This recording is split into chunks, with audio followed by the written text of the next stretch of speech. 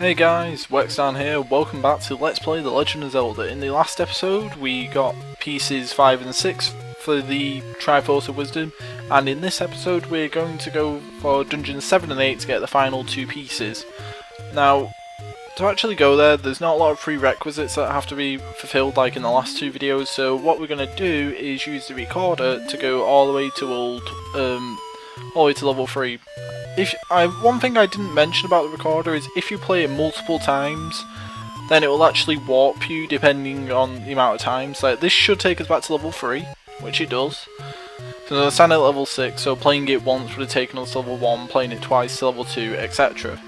So, yeah, I should have been doing that rather than warping dungeon by dungeon, but I just sort of forgot about that feature, so sorry about that. But anyway, it's very close to Dungeon 3 actually, but what we're going to do is go up here, which kind of looks like a fairy fountain, but rather than a fairy being here, it was just a moblin that could apparently walk on water. But anyway, what you want to do is play your recorder, and the pond starts glowing, and now you can walk on the water. I think Link must have froze it or drained the lake or something. And now we go inside. So here we go again for another dungeon. Let's see. Ah, Gorias, it's actually been a while since I've seen you, so how have you been, really? Like, you only take 2 hits to kill now, but, you know, it's been a while, it's nice seeing you guys again. See, we got bombs. One thing you might notice is that I have been away, I have rupee grinder, I've got 100 rupees again, because there's another upgrade you can get here that costs you 100 rupees, so you're going to want to get it basically. It's very useful, and we're getting towards the end of the game. This is basically the last little upgrade you can get. And now we have 3 more Dagongos to beat.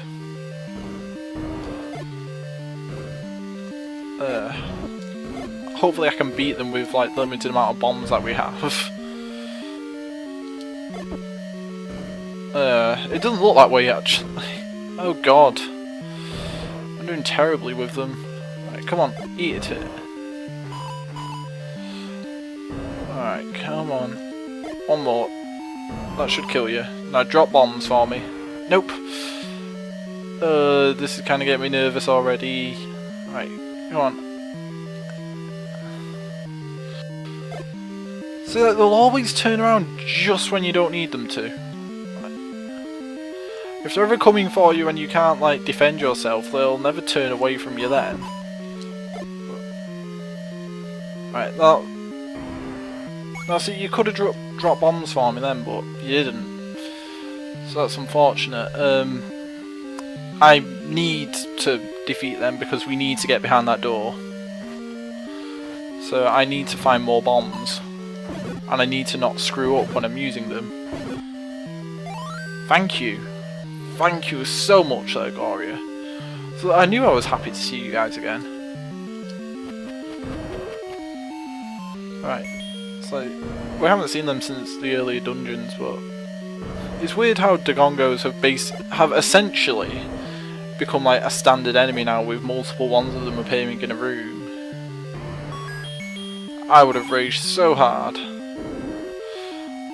Oh wait, it was a key door, we didn't need to defeat the Dagongos, but anyway. Here's where we're paying our 100 rupees. We can now hold 16, which is actually double what we could originally start out with, so... You know what, that's great. That is, like, Link's essentially final upgrade apart from the items that we're going to be finding in dungeons.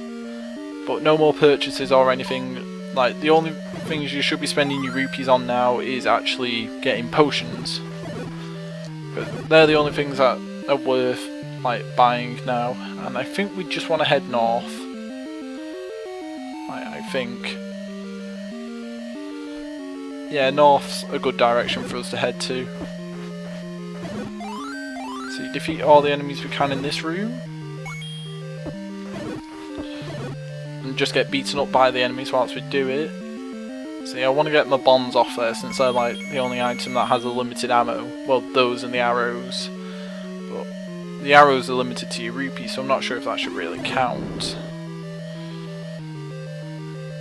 Right, okay, so through this doorway. And here we are matching Dig Dogger again, already. So you just want to get your recorder out, and then just play it. He gets weakened once again, splits into his tiny little forms.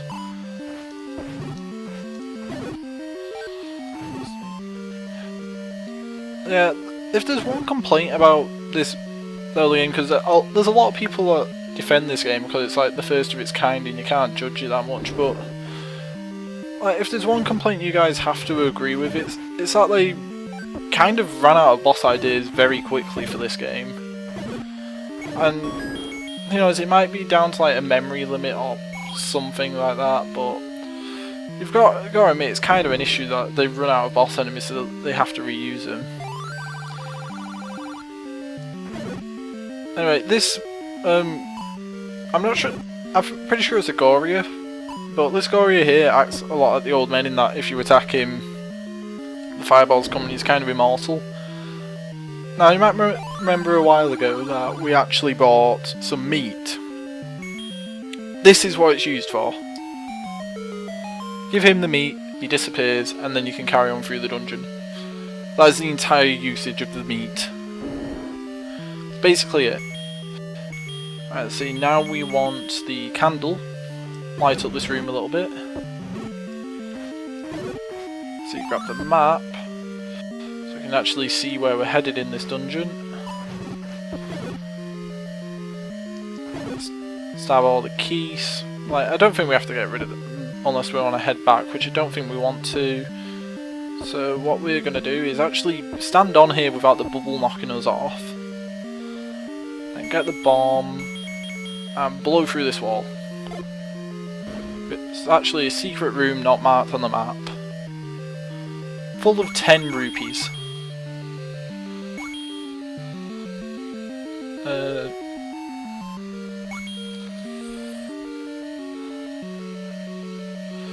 Okay, so we want to head through the door that's over here.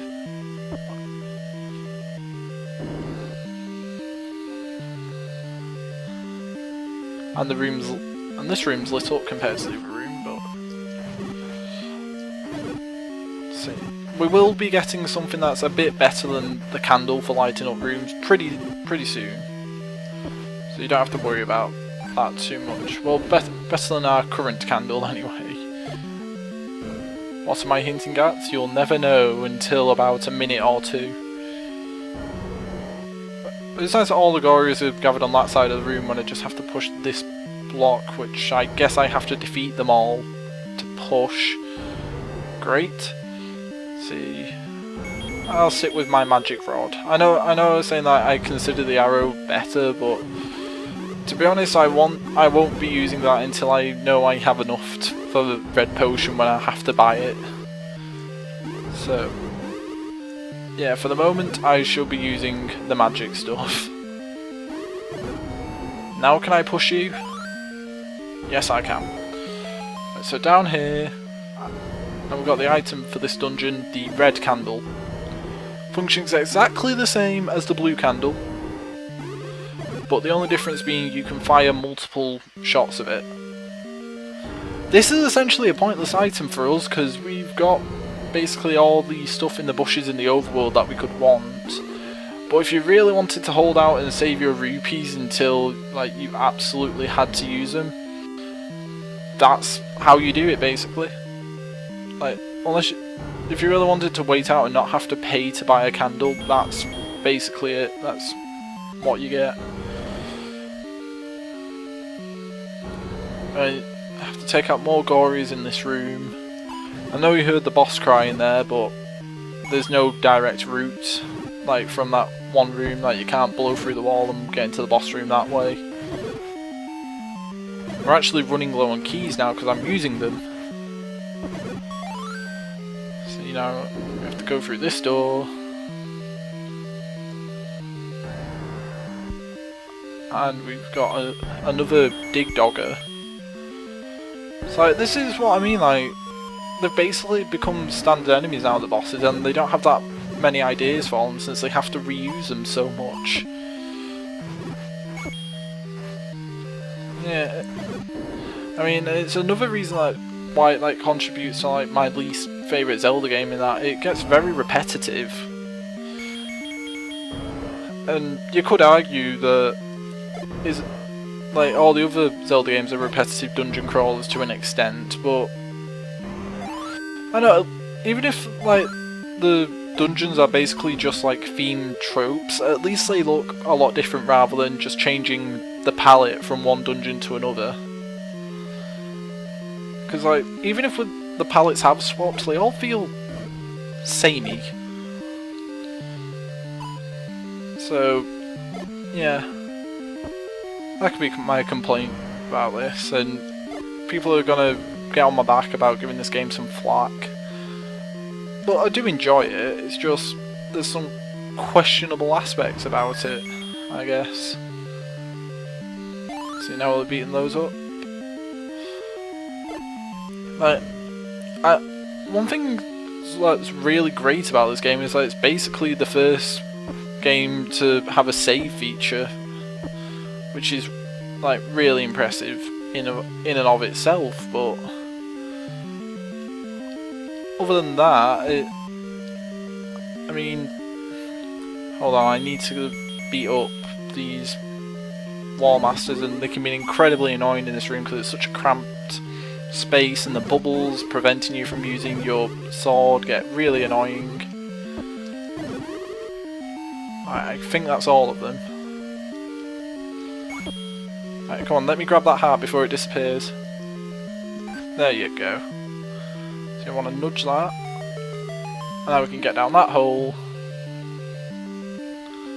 And there's no item in this hole, but we have to use this to access the boss of here. And you won't believe who the boss is. Right, we can hear them. We can hear them through that wall.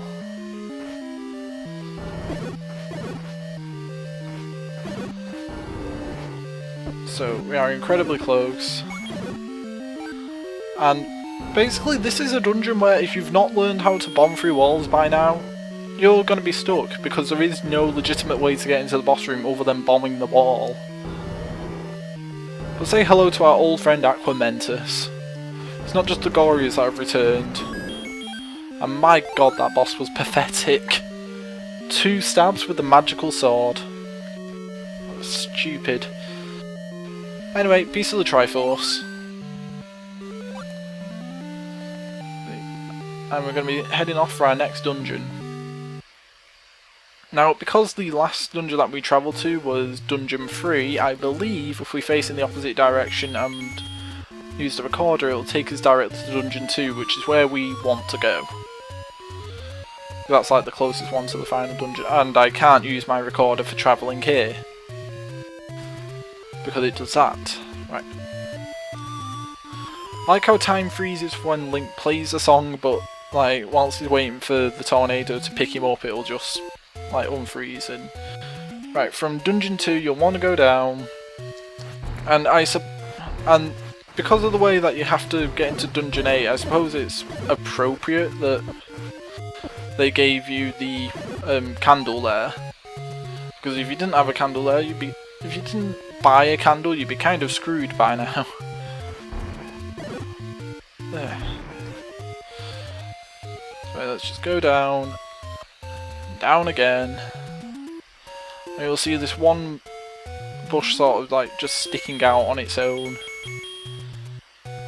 And this is like the only time where like they really make something stand out like that, that's got a hidden purpose behind it. It's like in a lot of other games, like if something's hidden there, it kind of stands out, and you can like say, oh, I need to bomb this wall, or I should probably cut this down or something, but in this game, no. Anyway, here we have an encounter with Manhandler. So we got our bombs equipped. See, we got half of him beat. Right, just need to hit that last one, and really, your main issue is going to come from these stone statues that are firing fireballs, because you can't do anything about that.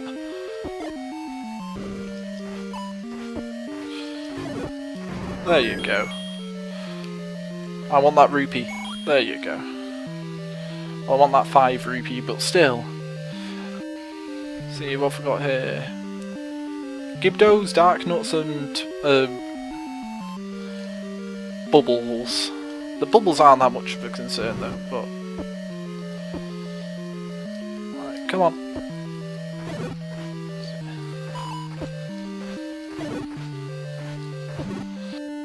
Well, okay, the bubbles are kind of a concern, but not in like the health damaging way, so it's not that bad. But it's mostly the dark nut I'm worried about, because I can't move this block until we beat him. For whatever reason, apparently he's in charge of that block. Right. No, come closer. Come down here. Don't even want to be stabbed by my sword. Come on. Alright, now let's nudge this block and go down the staircase. Now, a lot of people would recommend that you don't actually pick up this book, because apparently it makes your weapon weaker in their opinion, but to me I kinda like it. This book of magic, it combines with your magic rod,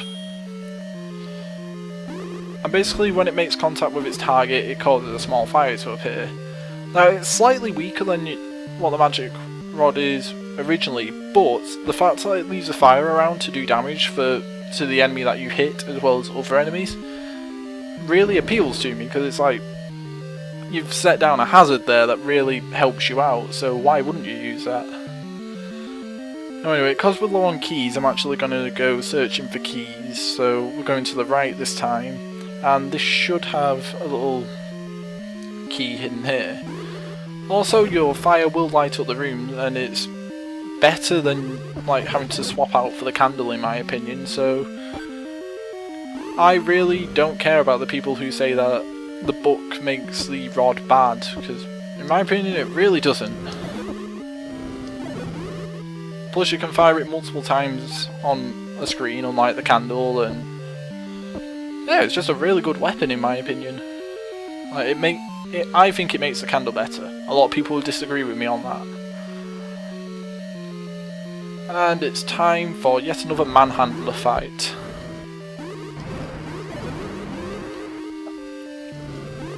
I mean, why wouldn't you love having fire around for this? Like, in later depictions of Manhandler, it seems to be sort of like a plant-like enemy, or at least it was in Four Sword Adventures, so having fire against it's probably quite useful. But alright, break down this wall. Let's see, we want to... Oh god, I want my potion. Right, drink the potion, Link. Drink the potion. There you go.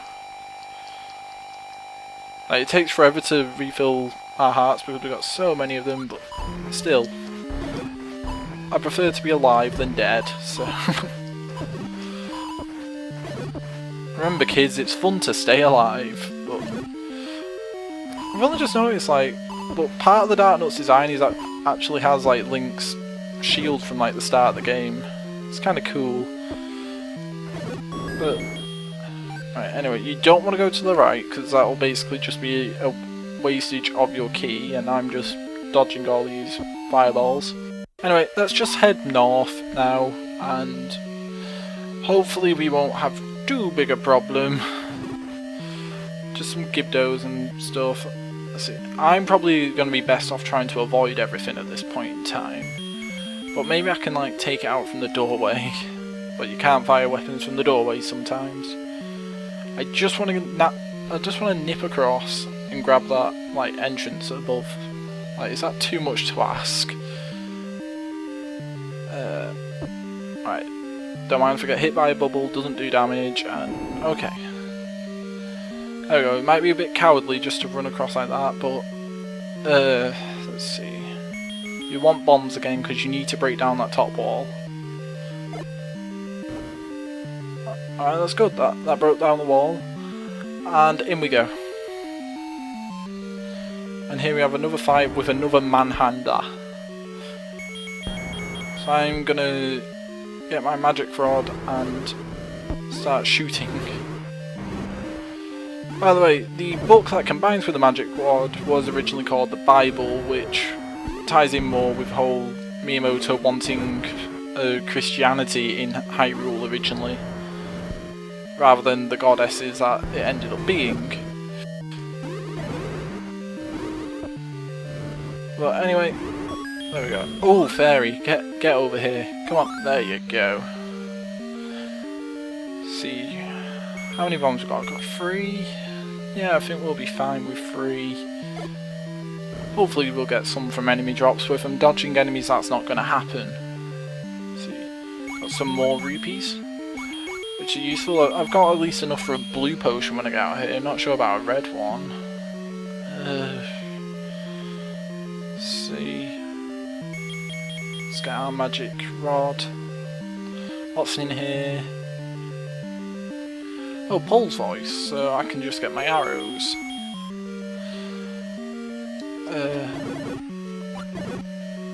Yeah, at least they gave us this at least they gave Paul's voice in our version like a weakness to arrows, and thank you for the more bombs.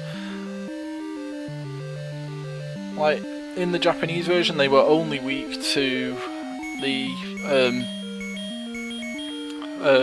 microphone thingy, so we kind of got it exclusively over here. I think I want to keep hold of my arrows. So let's see what's behind this locked door. And we're running out of keys again. Oh, hello, Gorma. Right, open your eye again. Open up.